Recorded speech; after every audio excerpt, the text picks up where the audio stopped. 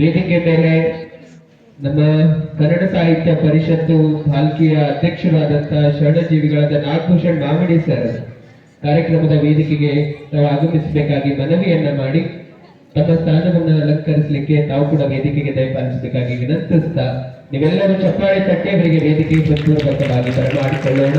ಮತ್ತೆ ಬಾಬುರಾವ್ ಖೇಡ್ ಅವರು ತಾಲೂಕಿನ ಸಮಾಜದ ಅಧ್ಯಕ್ಷರು, ಜೊತೆಗೆ ಜಿಲ್ಲೆಯ ಅಧ್ಯಕ್ಷರಾದಂತಹ ಸೋಮಶೇಖರ್ ರಾಘಪ್ಪ ಅಬ್ಲಾಪುರ ಅವರು, ಅನುಭಾವದ ನುಡಿಗಳನ್ನ ನುಡಿಯಲಿರುವಂತಹ ಚಂದ್ರಕಾಂತ್ ಬಿರಾದರ್ ಸರ್ ಅವರು, ಬಸವಗುರು ಪೂಜೆ ನೆರವೇರಿಸಲಿರುವ ನಮ್ಮ ಚಂದ್ರಶೇಖರ್ ಎಂಎಸ್ ಸರ್ ಅವರು ತಾವು ಕೂಡ ವೇದಿಕೆಗೆ ಆಗಮಿಸಬೇಕಾಗಿ ಮನವಿಯನ್ನ ಮಾಡ್ತಾ ಆಗಮಿಸಿರುವಂತಹ ಪೂಜ್ಯರಿಗೂ ಅತಿಥಿಗಳಿಗೂ ತಮಗೆಲ್ಲರಿಗೂ ಆತ್ಮೀಯ ಸ್ವಾಗತವನ್ನ ಕೋರಲಿರುವ ನಮ್ಮ ಕನ್ನಡ ಸಾಹಿತ್ಯ ಪರಿಷತ್ತು ನಗರ ಘಟಕ ಭಾಲ್ಕಿಯ ಅಧ್ಯಕ್ಷರು ಶರಣ ಸಂತೋಷ್ ಬಿಜೆ ಪಾಟೀಲ್ ಅವರು ಕಾರ್ಯಕ್ರಮದ ವೇದಿಕೆಗೆ ತಾವು ಆಸೀನರಾಗಬೇಕಾಗಿ ತಮ್ಮಲ್ಲಿ ಮನವಿಯನ್ನ ಮಾಡ್ತಾ ಅವರಿಗೂ ಕೂಡ ಚಪ್ಪಾಳೆಯನ್ನ ತಟ್ಟಿ ವೇದಿಕೆಗೆ ಪೂರ್ವಕವಾಗಿ ಬರಮಾಡಿಕೊಳ್ಳೋಣ. ಸಾಮಾಜಿಕ ಕಾರ್ಯಕರ್ತರಾದಂತಹ ರೇವಣ ಸಿದ್ದಪ್ಪ ಜಾಡರ್ ಅವರು ವೇದಿಕೆಗೆ ಆಗಮಿಸಬೇಕಾಗಿ ತಮ್ಮಲ್ಲಿ ಮನವಿಯನ್ನ ಮಾಡಿ ನಮ್ಮ ಚೌಕಾಪುರ ಗ್ರಾಮ ಪಂಚಾಯತ್ನ ಮಾಜಿ ಸದಸ್ಯರಾದಂತಹ ಶರಣ ವೀರಶೆಟ್ಟಿ ಜೇಡರ್ ಅವರು ಕಟ್ಟಿತ್ತು ತಾವು ಕೂಡ ವೇದಿಕೆಗೆ ಆಗಮಿಸಬೇಕಾಗಿ ಮನವಿಯನ್ನ ಮಾಡಿ, ಜೊತೆಗೆ ನಮ್ಮ ಅರ್ಬನ್ ಕೋಆಪರೇಟಿವ್ ಬ್ಯಾಂಕ್ ಭಾಲ್ಕಿಯ ನಿರ್ದೇಶಕರಾದ ಶರಣ ಶ್ರುತಿ ಸಂತೋಷ್ ಬಿಜಿ ಪಾಟೀಲ್ ಅವರು ತಾವು ಕೂಡ ವೇದಿಕೆಗೆ ಆಗಮಿಸಿ ಉಪಸ್ಥಿತರಿರುವಂತೆ ತಮಗೂ ಕೂಡ ವೇದಿಕೆ ಪೂರ್ವಕವಾಗಿ ಬರಮಾಡಿಕೊಳ್ಳುತ್ತೇವೆ. ನಿವೃತ್ತ ನಿಲಯ ಪಾಲಕರಾದಂತಹ ಶರಣ ಶಶಿಕಲಾ ಅಮೃತಪ್ಪ ಚೋಟೆ ಅವರು ತಾವು ಕೂಡ ವೇದಿಕೆಗೆ ಬರಬೇಕಾಗಿ ತಮ್ಮ ಸ್ಥಾನವನ್ನು ಅಲಂಕರಿಸಬೇಕಾಗಿ ವಿನಂತಿಯನ್ನ ಮಾಡ್ತಾ, ಶರಣ ಭಾಗ್ಯಶ್ರೀ ವಿಶ್ವನಾಥ್ ಮಹಾಗಾವೆ ಭಾಲ್ಕಿಯವರು ತಾವು ಕೂಡ ವೇದಿಕೆಗೆ ಬರಬೇಕಾಗಿ ತಮ್ಮಲ್ಲಿ ಕೂಡ ಮನವಿಯನ್ನ ಮಾಡ್ತೇನೆ.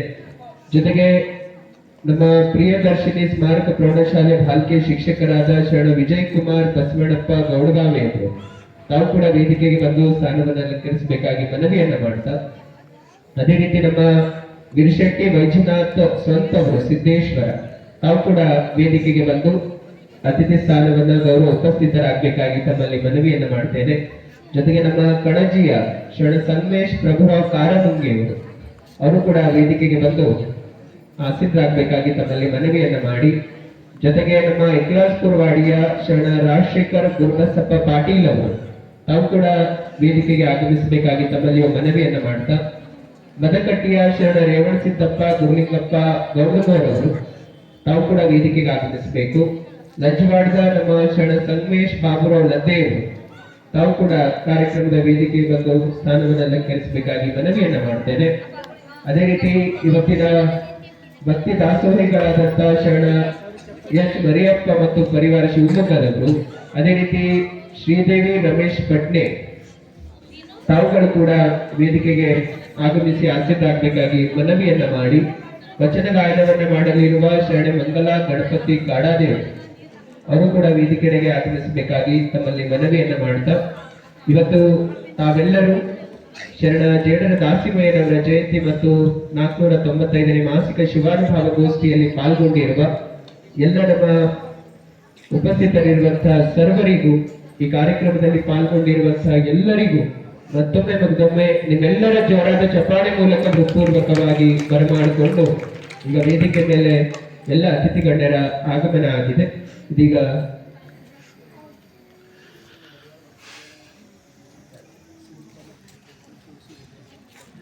ನಮ್ಮ ಸಿಂಚನ ಅವರು ಗುರುಕುಲದ ಸಮೀಕ್ಷಾ ಅವರು ಗುರುಕುಲದ ವಿದ್ಯಾರ್ಥಿನಿಯವರು ವೇದಿಕೆಗೆ ಆಗಮಿಸಬೇಕಾಗಿ ತಮ್ಮಲ್ಲಿ ಮನವಿಯನ್ನ ಮಾಡಿ,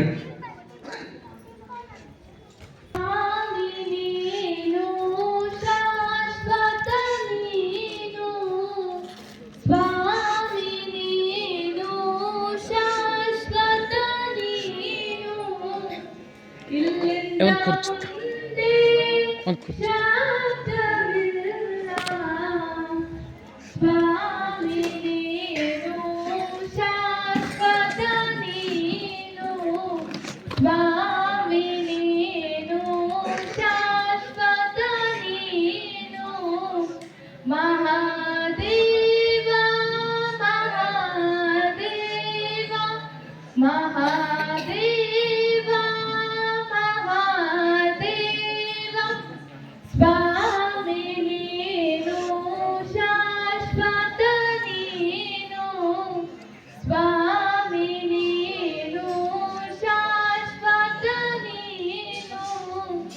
ಎತ್ತಿದೆ ಬಿರುದ ಜಗವೆಲ್ಲರಿಯಲು,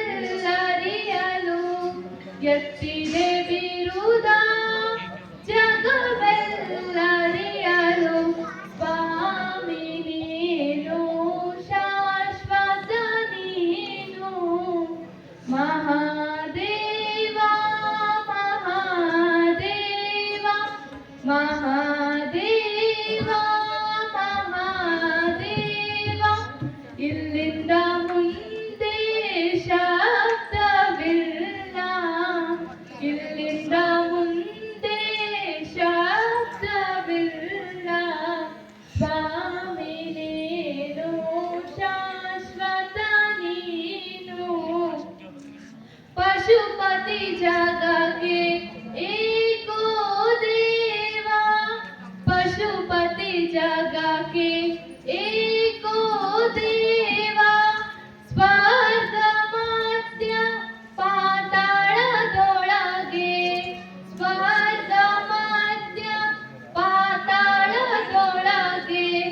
ಒಬ್ಬನೇ ದೇವ, ಕೂಡಲ ಸಂಗಮ ದೇವ. ಒಬ್ಬನೇ ದೇವ, ಕೂಡಲ ಸಂಗಮ ದೇವ. ಸ್ವಾಮಿ ನೀನು ಶಾಶ್ವತ ನೀನು, ಶಾಶ್ವತ ನೀನು. ಎಲ್ಲರಿಗೂ ಜೇಡರ ದಾಸಮಯ್ಯನವರ ಜಯಂತಿಯ ಶುಭಾಶಯಗಳು. ಎಲ್ಲರಿಗೂ ಶರಣು ಶರಣಾರ್ಥಿ. ಇಲ್ಲಿವರೆಗೆ ವಚನ ಗಾಯನ ಮಾಡಿರುವ ತಮಗೂ ಕೂಡ ಶರಣು ಶರಣಾರ್ಥಿಗಳನ್ನ ಸಲ್ಲಿಸ್ತಾ ಈಗ ಪೂಜ್ಯ ಅಪ್ಪಗಳವರ ಸನ್ನಿಧಾನದಲ್ಲಿ ಕಾರ್ಯಕ್ರಮ ಮುಂದುವರಿಸ್ತಾ ನಮ್ಮ ಶಿವಪ್ರೀತ್ ಅವರು 4ನೇ ತರಗತಿಯ ವಿದ್ಯಾರ್ಥಿಯಾದ ಅವರು ಕೂಡ ಇವತ್ತು ಈ ಒಂದು ಕಾರ್ಯಕ್ರಮದಲ್ಲಿ ಒಂದೆರಡು ನುಡಿಗಳನ್ನು ಇಲ್ಲಿವರೆಗೆ ವಚನ ಗಾಯನವನ್ನ ಮಾಡಿರ್ತಕ್ಕಂಥ ಸಮೀಕ್ಷೆ ತಾವು ವೇದಿಕೆಗೆ ಬರಬೇಕಾಗಿ ವಿನಂತಿಸ್ತೇನೆ. ಪೂಜ್ಯರಿಂದ ಆಶೀರ್ವಾದವನ್ನು ಪಡ್ಕೊಳ್ಬೇಕಾಗಿ ಮನವಿಯನ್ನ ಮಾಡ್ತಾ, ಪೂಜ್ಯರ ಆಶೀರ್ವಾದ ಇರಲಿ, ಇನ್ನಷ್ಟು ಇಂಪಾದ ಧ್ವನಿಯಲ್ಲಿ ವಚನಗಳ ಹಾಡುವಂತಾಗಲಿ ಅಂತ ತಮಗೆ ಪೂಜ್ಯರು ಈ ಸಂದರ್ಭದಲ್ಲಿ ಆಶೀರ್ವದಿಸ್ತಾ ಇದ್ದಾರೆ. ನೀವುಗಳು ಕೂಡ ಚಪ್ಪಾಳೆ ತಟ್ಟಿ ಅವರಿಗೆ ಶರಣಾರ್ಥಿಗಳನ್ನು ತಿಳಿಸೋಣ. ಇನ್ನು ಮುಂದೆ ಶಿವಪ್ರೀತ್ ಅವರು.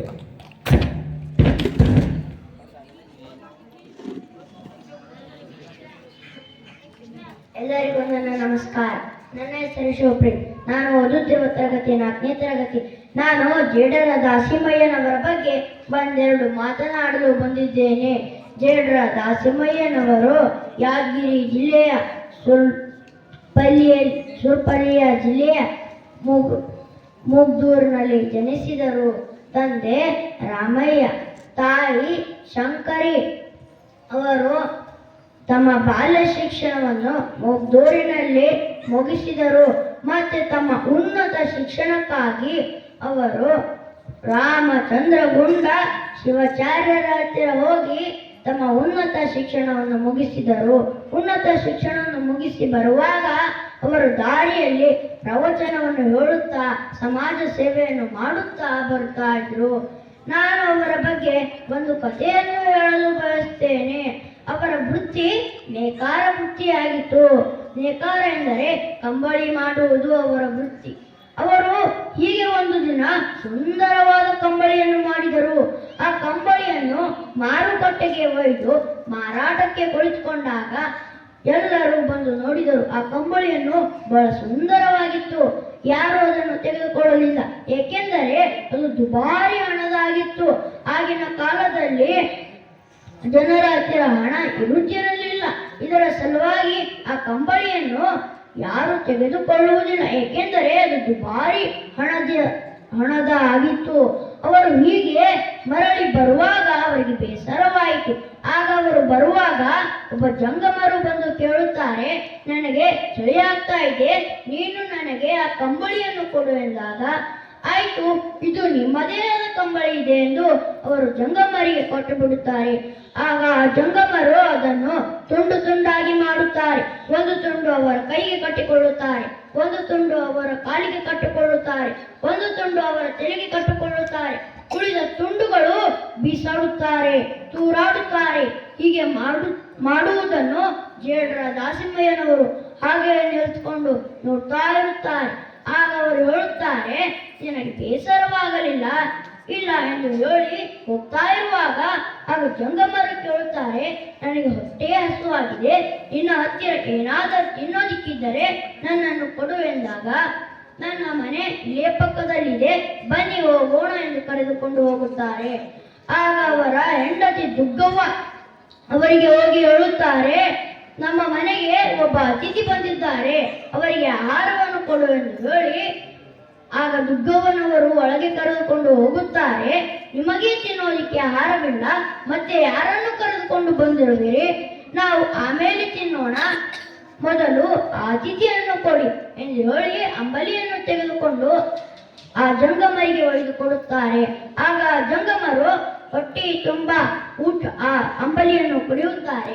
ಅಂಬಲಿಯನ್ನು ಕೊಂಡು ಆ ಭಕ್ತಿಯನ್ನು ಮೆಚ್ಚಿ ಸಾಕ್ಷಾತ್ ಅವರ ನಿಜವಾದ ರೂಪಕ್ಕೆ ಬಂದು ಹೇಳುತ್ತಾರೆ, ಅಕ್ಷಯ ಪಾತ್ರವನ್ನು ಕೊಡುತ್ತಾರೆ. ಅಕ್ಷಯ ಪಾತ್ರವೆಂದರೆ ಅದರಲ್ಲಿ ಯಾವುದೇ ಒಂದು ವಸ್ತು ಇಟ್ಟರೆ ಅದು ಕಡಿಮೆ ಆಗುವುದಿಲ್ಲ.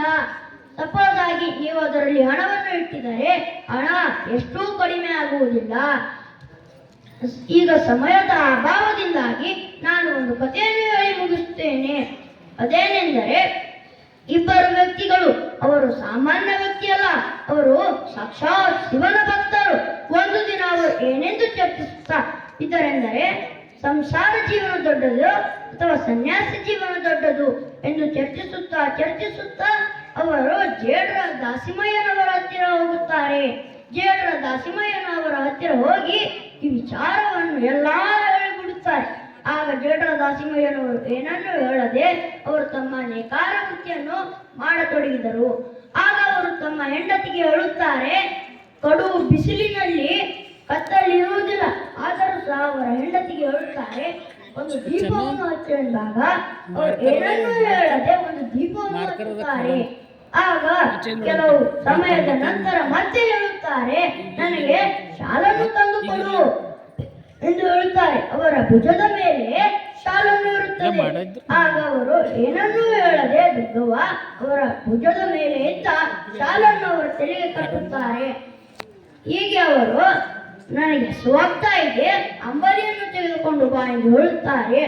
ಆಗ ರಾತ್ರಿ ಮಾಡಿದ ಅಂಬಲಿ, ತಂಗಳ ಅಂಬಲಿ, ಅದನ್ನು ತೆಗೆದುಕೊಂಡು ಅಂಬಲಿಯನ್ನು ಕೊಡಿದಾಗ ಬಿಸಿ ಬಿಸಿ ಇದನ್ನು ಆರಿಸಿಕೊಡು ಎಂದಾಗ ಅವರು ಏನನ್ನೂ ಹೇಳದೆ ಅವರು ಅಂಬಲಿಯನ್ನು ಆರಿಸಿಕೊಡುತ್ತಾರೆ. ಆಗ ಇಬ್ಬರು ಯುವಕರು ಹೇಳಿಕೊಳ್ಳುತ್ತಾರೆ, ಎಷ್ಟು ಹುಚ್ಚರ ಮನೆಗೆ ಬಂದೆವಪ್ಪ ನಾವು, ಬಿಸಿಲಿನಲ್ಲಿ ದೀಪವನ್ನು ಹಚ್ಚು ಎನ್ನುತ್ತಾರೆ. ಮತ್ತೆ ತನ್ನ ಭುಜದ ಮೇಲೆ ಇದೆ ಶಾಲು, ತಲೆಗೆ ಹಚ್ಚು ಎನ್ನುತ್ತಾರೆ. ಮತ್ತೆ ರಾತ್ರಿ ಮಾಡಿದ ತಂಗಳೆಯ ಆಹಾರವನ್ನು ಬಿಸಿ ಬಿಸಿ ಆರಿಸಿಕೊಡು ಎಂದು ಹೇಳಿ ಹೋಗ್ತಾ ಇರುತ್ತಾರೆ. ಆಗ ಜೇಡರ ದಾಸಿಮಯ್ಯನವರು ಎದ್ದು ನಿಂತು ಹೇಳುತ್ತಾರೆ, ನನ್ನ ಅಂತ ಹೆಂಡತಿ ಇದ್ದರೆ ಸಂಸಾರ ಜೀವನ ದೊಡ್ಡದು, ನನ್ನಂತ ಹೆಂಡತಿ ಇಲ್ಲದಿದ್ದರೆ ಸನ್ಯಾಸಿ ಜೀವನವೇ ದೊಡ್ಡದು ಎಂದು ಹೇಳುತ್ತಾರೆ. ಇಷ್ಟೊಳನೆ ಆ ಇಬ್ಬರ ಯುವಕರಿಗೆ ಮೈ ರೋಮಾಂಚನವಾಗುತ್ತದೆ. ಇಷ್ಟೊಳನೆ ಈ ಚಿಕ್ಕ ಭಾಷಣಕ್ಕೆ ವಿರಾಮ ನೀಡುತ್ತೇನೆ. ನನ್ನ ಮಾತಿನಲ್ಲಿ ಏನಾದರೂ ಲೋಪದೋಷಗಳು ಕಂಡು ಬಂದರೆ ನನ್ನನ್ನು ಕ್ಷಮಿಸಿಬಿಡಿ. ಧನ್ಯವಾದ. ಅತ್ಯಂತ ಚಿಕ್ಕ ಭಾಷಣವನ್ನು ಬಹಳ ಅಚ್ಚುಕಟ್ಟಾಗಿ ಎಲ್ಲರಿಗೂ ಅರ್ಥ ಆಗುವ ರೀತಿಯಲ್ಲಿ ಎಳೆಯಾಗಿ ನಮ್ಮ ಶಿವಪ್ರೀತ್ ಅವರು ಬಹಳ ಅದ್ಭುತವಾಗಿ ತಮ್ಮ ವಿಚಾರಗಳನ್ನು ಜೇಡರ ದಾಸಿಮಯ್ಯನವರ ಕುರಿತಂತೆ ಮಾತನಾಡಿದ್ದಾರೆ. ಇವರಿಗೆ ಒಂದ್ಸಾರಿ ಜೋರಾದ ಚಪ್ಪಾಳೆಯನ್ನು ಕಟ್ಟಿ ನಂತರ ಶರಣಾರ್ಥಿಯನ್ನು ತಿಳಿಸ್ತಾ ಈಗ ಬಸವಪ್ರಿಯ. ಓಂ ಶ್ರೀ ಗುರು ಬಸವಲಿಂಗಾಯ ನಮಃ. ಎಲ್ಲರಿಗೂ ಶರಣಾರ್ಥಿ. ನನ್ನ ಹೆಸರು ಬಸವಪ್ರಿಯ. ನಾನು ಓದುತ್ತಿರುವ ತರಗತಿ 3ನೇ ತರಗತಿ. ನಾನು ಇಂದು ಜೇಡರ ದಾಸಿಮಯ್ಯನವರ ಬಗ್ಗೆ ಕುರಿತು ಒಂದೆರಡು ಮಾತನಾಡಲು ಬಯಸುತ್ತೇನೆ. ಜೇಡರ ದಾಸಿಮಯ್ಯನವರು ಯಾದಗಿರಿ ಜಿಲ್ಲೆಯ ಮುದನೂರು ಸುರಪುರ ತಾಲೂಕಿನ ಮುದನೂರು ಗ್ರಾಮದಲ್ಲಿ ಅವರು ಜನಿಸಿದರು. ಅವರ ತಂದೆ ಹೆಸರು ರಾಮಯ್ಯ, ತಾಯಿ ಹೆಸರು ಸಂಗರಿ. ಅವರು ಜೇಡರ ದಾಸಿಮಯ್ಯನವರು ತಮ್ಮ ಬಾಲ್ಯ ಶಿಕ್ಷಣವನ್ನು ಮುದನೂರಿನಲ್ಲೇ ಅವರು ಮುಗಿಸಿದರು. ಅವರ ಅಂಕಿತ ನಾಮ ರಾಮನಾಥ. ಅವರ ರಾಮನಾಥ ಅಂದರೆ ಶಿವದೇವತೆ. ಜೇಡರದ ಶಿವಯ್ಯನವರು ತಮ್ಮ ಬಾಲ್ಯ ಶಿಕ್ಷಣವನ್ನು ಮುಗಿಸಿ ಇನ್ನೂ ಶಿಕ್ಷಣ ಕಲಿಯುವ ಅವರಿಗೆ ಹಂಬಲವಿತ್ತು. ಇದಕ್ಕೆ ಅವರು ತಮ್ಮ ಸೂಕ್ತ ಗುರುಗಳನ್ನು ಹುಡುಕುತ್ತಾ ಅವರು ಶ್ರೀಶೈಲಕ್ಕೆ ಹೋದರು. ಆ ಶ್ರೀಶೈಲದಲ್ಲಿ ಶ್ರೀ ಚಂದ್ರಗೊಂಡ ಶಿವಾಚಾರ್ಯರನ್ನು ತಮ್ಮ ಸೂಕ್ತ ಗುರುಗಳನ್ನಾಗಿ ಮಾಡಿಸಿಕೊಂಡರು. ಮತ್ತೆ ಬಸವಣ್ಣ ನೀಲಂಬಿಕೆ ದಂಪತಿಯರ, ಕಲ್ಯಾಣಮ್ಮ ಮತ್ತು ಹರಳಯ್ಯ ದಂಪತಿಯರ ಮತ್ತು ಮಲ್ಲಿನಾಥ ಮತ್ತು ಮಹಾದೇವಿ ದಂಪತಿಯರ, ಐದಕ್ಕಿ ಮಾರಯ್ಯ ಮತ್ತು ಲಕ್ಕಮ್ಮ ದಂಪತಿಯರ ಅವರಿಗೆ ಕೂಡ ದಾಂಪತ್ಯ ಜೀವನಕ್ಕೆ ಕಾಲಿಡಬೇಕೆನ್ನಿಸಿತು. ಅವರು ವಿವಾಹವಾಗಬೇಕೆನ್ನಿಸಿತು. ಮತ್ತೆ ಅವರು ಕನ್ಯಾಕ್ಷಣಿಗಳಾದರು. ಅವರು ಎಂಥ ಕನ್ಯೆಯನ್ನು ವಿವಾಹವಾಗುತ್ತಿದ್ದರು ಎಂದರೆ ಕಬ್ಬಿನ ಜಲ್ಲೆ ಅಂದರೆ ಕಬ್ಬಿನ ಗಂಟು ಮತ್ತು ಮರಳು ಮಿಶ್ರಿತ ಅಕ್ಕಿ. ಅಂದರೆ ಆ ಅಕ್ಕಿಯಲ್ಲಿ ಮರಳು ಇರುತ್ತದೆ. ಅದರಿಂದ ನನಗೆ ಯಾರು ಪಾಯಸ ಮಾಡಿಕೊಡುತ್ತಾರೆ? ಮತ್ತೆ ಆ ಪಾಯಸದಲ್ಲಿ ನೀರು ಹಾಕಂಗಿಲ್ಲ, ಮತ್ತೆ ಕೆಳಗಡೆ ಬೆಂಕಿ ಹಚ್ಚಲು ಸೌದೆ ತರಂಗಿಲ್ಲ. ಹಾಗೆ ನನಗೆ ಯಾರು ಪಾಯಸವನ್ನು ಮಾಡಿಕೊಡುತ್ತಾರೆ? ನಾನು ಅಂತ ಜಾನಕನ್ನೇ ಮದುವೆಯಾಗುವೆ ಎಂದು ಹೇಳಿದರು. ಮತ್ತೆ ಅವರು ಹೀಗೆ ಅಂತ ಕನ್ಯೆಯನ್ನು ಹುಡುಕುತ್ತಾ 12 ವರ್ಷ ಕಳೆದವು. ಆದರೂ ಕೂಡ ಅಂತಹ ಕನ್ಯೆ ಸಿಗಲೇ ಇಲ್ಲ.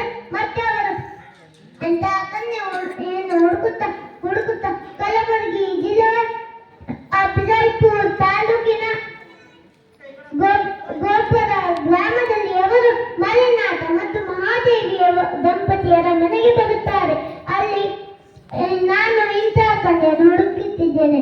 ಎಂಥ ಕನ್ಯೆ ಅಂದರೆ ಕಬ್ಬಿನ ಜಲ್ಲೆ ಮತ್ತು ಮರಳು ಮಿಶ್ರಿತ ಅಕ್ಕಿ ಮತ್ತು ನೀರು ಬಳಸದೆ, ಸೌದೆಯನ್ನು ಬಳಸದೆ ನನಗೆ ಯಾರು ಪಾಯಸವನ್ನು ಮಾಡಿಕೊಡುತ್ತಾರೋ ಯಾರು ಅಂತಹ ಕನ್ಯೆಯನ್ನೇ ಮದುವೆಯಾಗುತ್ತೇನೆ. ಅಂತಹ ಕನ್ಯೆ ನಿಮಗೆ ಗೊತ್ತಿದ್ದರೆ ಸಿಕ್ಕಿದ್ದರೆ ನನಗೆ ಹೇಳುತ್ತೀರಾ ಎಂದು ಕೇಳಿದಾಗ ಪರಮಾಶ್ಚರ್ಯರಾಗುತ್ತಾರೆ ಮಹಾದೇವಿ ಮತ್ತು ಮಲ್ಲಿನಾಥ ದಂಪತಿಯವರು. ನಿನಗೆ ಈ ಜನ್ಮದಲ್ಲಿ ಎಂಥ ಕನ್ಯೆ ಯಾರೂ ಸಿಗುವುದಿಲ್ಲ ಎಂದಾಗ ಒಳಗಿದ್ದ ದುಗ್ಗಳೆ ಹೊರಗೆ ಬಂದು, ದುಗ್ಗಳೆ ಅಂದರೆ ಮಲ್ಲಿನಾಥ ಮಹಾದೇವಿಯವರ ಮಗಳು ದುಗ್ಗಳೆ ಬಂದು, ಅಪ್ಪ ಅಂತ ಕನ್ಯೆ ಯಾಕೆ ಸಿಗುವುದಿಲ್ಲ? ಅದನ್ನು ಅಂತ ಪಾಯಸವನ್ನು ಮಾಡುವುದು ತುಂಬಾ ಸುಲಭ. ನಾನು ಅಂತ ಪಾಯಸವನ್ನು ಮಾಡುತ್ತೇನೆ. ಮತ್ತೆ ನಾನು ದಾಸಿಮಯ್ಯನವರ ಷರತ್ತನ್ನು ಒಪ್ಪುತ್ತೇನೆ ಎಂದು ಹೇಳಿದರು ದುಗ್ಗಳೆ ಅವರು. ಈ ಷರತ್ತನ್ನು ಹೇಳಿ ಅವರು ಹೇಗೆ ಪಾಯಸ ಮಾಡುತ್ತಾರೆ ಎಂದರೆ ಆ ಕಬ್ಬಿರುತ್ತದಲ್ಲ, ಅದನ್ನು ಸಿಪ್ಪೆಯನ್ನು ತೆಗೆದು ಕಬ್ಬಿನ ರಸವನ್ನು ಹಿಂಡಿ ಅದನ್ನು ಪಕ್ಕಕ್ಕೆ ಇಡುತ್ತಾರೆ. ಮತ್ತು ಮರಳು ಮಿಶ್ರಿತ ಅಕ್ಕಿ ಅದನ್ನು ಬೇರ್ಪಟ್ಟು, ಮರಳು ಮಿಶ್ರಿತ ಅಕ್ಕಿ ಇರುತ್ತದಲ್ಲ, ಅಕ್ಕಿಯನ್ನು ಬೇರ್ಪಾಡು ಮಾಡುತ್ತಾರೆ. ಮತ್ತೆ ಅದನ್ನು ಸಿಪ್ಪೆಯನ್ನು ಸುಲಿದಿದ್ದರಲ್ಲ, ಕಬ್ಬಿನ ಸಿಪ್ಪೆಯನ್ನು ಸುಲಿದಿದ್ದರಲ್ಲ, ಅದನ್ನು ಸ್ವಲ್ಪ ಹೊತ್ತು ಒಣಗಿಸಿ ಅವರು ಸೌದೆ ಹಚ್ಚಬಾರದು, ಬೆಂಕಿ ಹಚ್ಚಲು ಸೌದೆ ಇಕ್ಕಬಾರದು ಎಂದು ಹೇಳಿದ್ದರಲ್ಲ, ಅವರು ಬೆಂಕಿ ಹಚ್ಚಲು ಕಬ್ಬಿನ ಸಿಪ್ಪೆಯನ್ನು ಬಳಸಿದರು. ಮತ್ತೆ ಅವರು ಪಾಯಸ ಮಾಡುವಾಗ ನೀರು ಹಾಕಬಾರದು ಎಂದಿದ್ದರಲ್ಲ, ಅವರು ಕಬ್ಬಿನ ರಸವನ್ನು ಹಿಂಡಿದ್ದರಲ್ಲ, ಅದನ್ನು ಅಕ್ಕಿಯೊಳಗೆ ಮಿಶ್ರಣ ಮಾಡುತ್ತಾರೆ. ಮತ್ತೆ ಹೀಗೆ ಅವರು ಕುದಿಸಿ ಪಾಯಸವನ್ನು ಮಾಡಿ ದಾಸಿಮಯ್ಯನವರಿಗೆ ಕೊಡುತ್ತಾರೆ.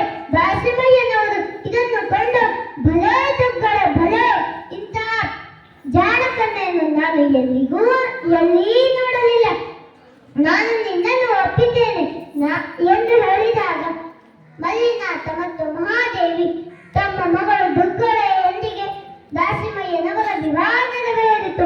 ಮತ್ತೆ ದಾಸಿಮಯ್ಯನವರು ದುಗ್ಗಳೆಯರೊಂದಿಗೆ ಕೂಡಿ ಕಾಯಕವೇ ಕೈಲಾಸಯನ್ನಾಗಿ ಮಾಡುತ್ತಿದ್ದರು. ಅವರಿಗೆ ಜೇಡಲ ದಾಸಿಮಯ್ಯ ಎಂದು ಹೆಸರು ಹೇಗೆ ಬಂತೆಂದರೆ ಅವರು ನೇಗಾರರಾಗಿದ್ದರು. ಇದಕ್ಕೆ ಅವರ ಹೆಸರು ಜೇಡಲ ದಾಸಿಮಯ್ಯ ಅಂತ ಬಂತು. ಅವರಿಗೆ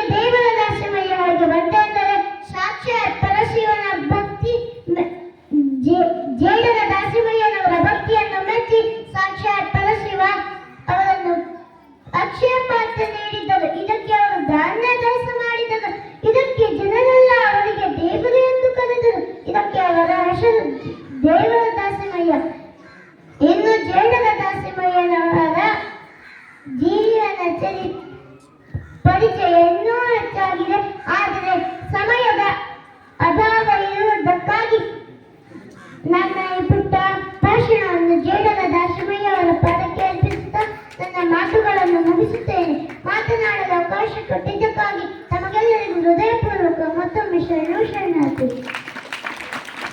ಇಲ್ಲಿವರೆಗೆ ಜೇಡರ ದಾಸಿಮಯ್ಯನವರ ಬಗ್ಗೆ ಮಾತನಾಡಿದ್ದಕ್ಕೆ ತಮಗೂ ಕೂಡ ಹೃದಯಪೂರ್ವಕ ಶರಣಾರ್ಥಿಗಳು. ಎಲ್ಲೂ ಚಪ್ಪಾಳೆಯನ್ನು ತಟ್ಟಿ ಬಸವ ಪ್ರಿಯ ಅವರಿಗೂ ಜೊತೆಗೆ ನಮ್ಮ ಶಿವಪ್ರೀತ್ ಅವರಿಗೂ ಈಗ ಪೂಜ್ಯರಿಂದ ಆಶೀರ್ವಾದ ಮಾಡಲಾಗ್ತಾ ಇದೆ. ಇವತ್ತು ಈ ಒಂದು ವೇದಿಕೆ ಮೇಲೆ ಜೇಡರ ದಾಸಿಮಯ್ಯನವರ ಜಯಂತಿಯಂದು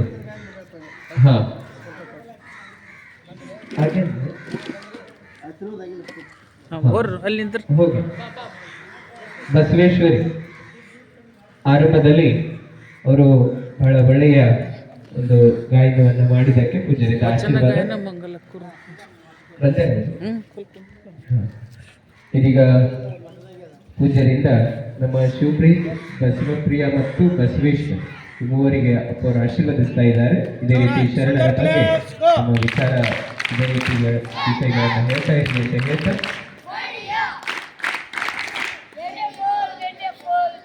ಇದೀಗ ವೇದಿಕೆ ಮೇಲೆ ಉಪಸ್ಥಿತರಿರುವ ಇವತ್ತಿನ ವಚನ ಗಾಯನವನ್ನ ಮಾಡಲಿರುವ ಶರಣೆ ಮಂಗಲ ಗಣಪತಿ ಕಾಡಾದೇವಿ ಅವರು ಇದೀಗ ಒಂದು ವಚನ ಗಾಯನವನ್ನ ಹಾಡಬೇಕಾಗಿ ತಮ್ಮಲ್ಲಿ ವಿನಂತಿಯನ್ನು.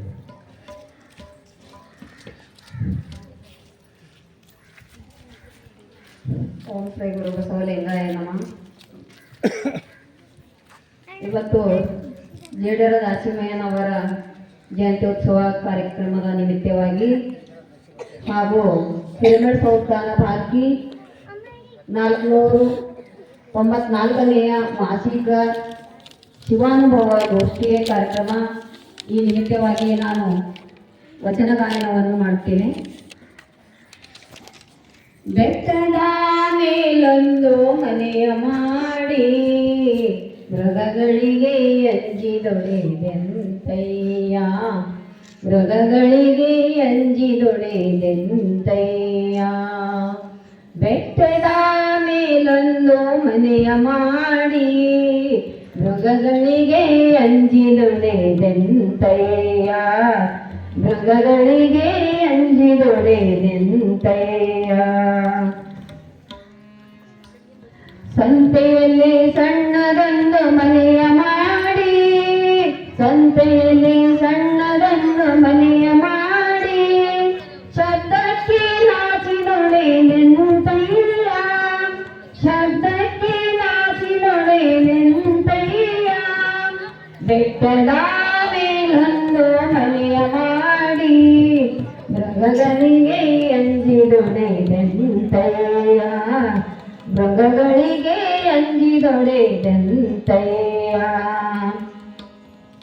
ಸಮುದ್ರದ ದಡೆಯಲ್ಲೊಂದು ಮನೆಯ ಮಾಡಿ, ಸಮುದ್ರದ ದಡೆಯಲ್ಲೊಂದು ಮನೆಯ ಮಾಡಿ ನೆರೆತೊರೆಗಳ ಅಂಜಿದೊಡೆದೆಂತಯ್ಯ, ನೆರೆತೊರೆಗಳ ಅಂಜಿದೊಡೆದೆಂತಯ್ಯ.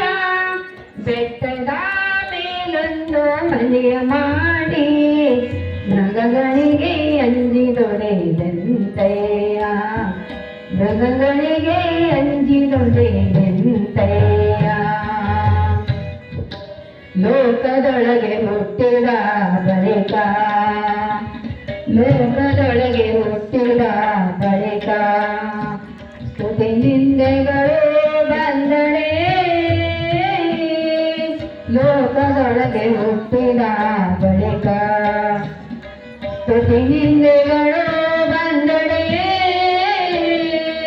ಮನದಲ್ಲಿ ಕೋಪವ ತಾಳದೆ, ಮನದಲ್ಲಿ ಕೋಪವ ತಾಳದೆ ಸಮಾಧಾನಿಯಾಗಿರಬೇಕು, ಸಮಾಧಾನಿಯಾಗಿರಬೇಕು, ಸಮಾಧಾನಿಯಾಗಿರಬೇಕು.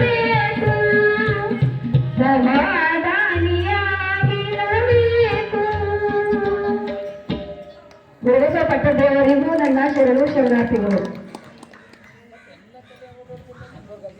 ಇಲ್ಲಿವರೆಗೆ ವಚನ ಗಾಯನವನ್ನು ಹಾಡಿರುವ ಮಂಗಲ ಗಣಪತಿ ಕಾಡದೇವರು ಇದೀಗ ಪೂಜ್ಯ ಅಪ್ಪಗಳವರಿಂದ ಆಶೀರ್ವಾದ ಪಡ್ಕೊಳ್ಬೇಕಾಗಿ ವಿನಂತಿಸ್ತೇನೆ. ಇಲ್ಲಿವರೆಗೆ ವಚನ ಗಾಯನವನ್ನು ಮಾಡಿರ್ತಕ್ಕಂಥ ಶರಣಿ ಮಂಗಲ ಗಣಪತಿ ಕಾಡದೇವರು ಈಗ ಪೂಜ್ಯರಿಂದ ಆಶೀರ್ವಾದ ಪಡ್ಕೊಳ್ಬೇಕಾಗಿ ವಿನಂತಿಯನ್ನು ಮಾಡ್ತಾ ವೇದಿಕೆ ಮೇಲೆ ಆಸೀನರಾಗಿರುವಂಥ ನಮ್ಮ ಗವಾಯಿಗಳು ಮಹಾಂತೇಶ್ ಮತ್ತು ಕಿರಣ್ ಒಂದು ವಚನ ಗಾಯನವನ್ನು ಹಾಡಲಿಕ್ಕಿದ್ದಾರೆ. ಅದಾದ ಬಳಿಕ ನಮ್ಮ ಸಂತೋಷ್ ಬಿಜಿ ಪಾಟೀಲ್ ಸರ್ ಅವರು ಸ್ವಾಗತ ಕೋರಲಿಕ್ಕಿದ್ದಾರೆ ಅಂತ ಹೇಳ್ತಾ ಈಗ ವಚನ ಗಾಯನ ಪೂಜೆ ಮಾಡಿಲ್ಲ ಮಹಾಂತೇಶ್ ಹಾಗೂ ಕಿರಣ್ ನನ್ನ ಪೆನ್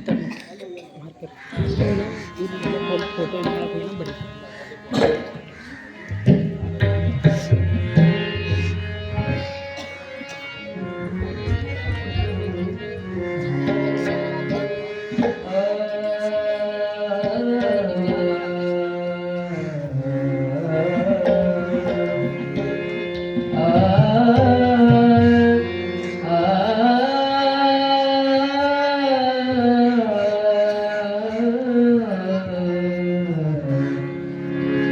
ವರವಂದರೆ ದಿನವಂದರೆ ವರವಂದರೆ ದಿನವಂದರೆ ಏನೊಂದರೆ ನಯ್ಯ ಏನೊಂದರೆ ನಯ್ಯ ವರವಂದರೆ ದಿನವಂದರೆ ವರವಂದರೆ ದಿನವಂದರೆ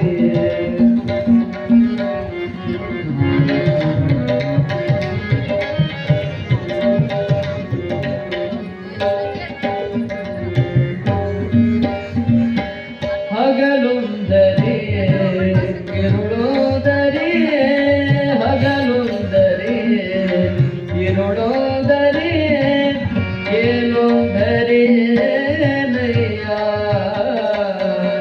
ಏನೊಂದರೆ ನಯ್ಯ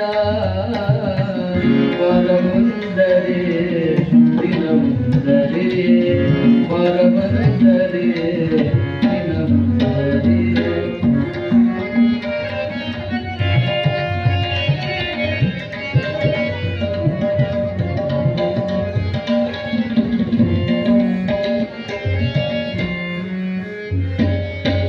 ನಿಮ್ಮವ ಪೂಜಿಸಿ ಯಮವ ಮರೆತೆ ನಿಮ್ಮವ ಪೂಜಿಸಿ ಯಮವ ಮರೆತೆ ಕೂಡಲ ಸಂಗಮ ದೇವ ದೇವ ಕೂಡಲ ಸಂಗಮ ದೇವ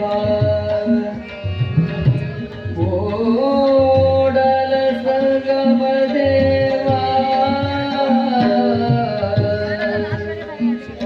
ಗಮ ಬದನಿ ದಾರಿ ಗಣಿದ ಪಾದ ಮಮ ಗಮ ಮಮ ಗಮ ಗಣಿ ಗಮ ಪದ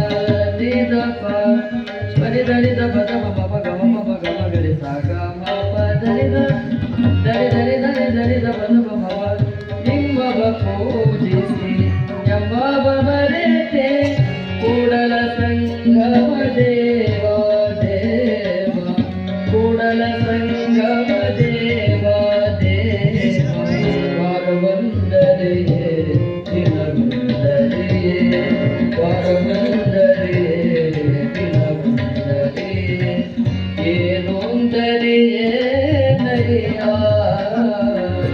ಏನೊಂದರೆ ನಯ್ಯ ವರವಂದರೆ ದಿನವಂದರೆ ವರವಂದರೆ ವರವಂದರೆ ವರವಂದರೆ ದಿನವಂದರೆ.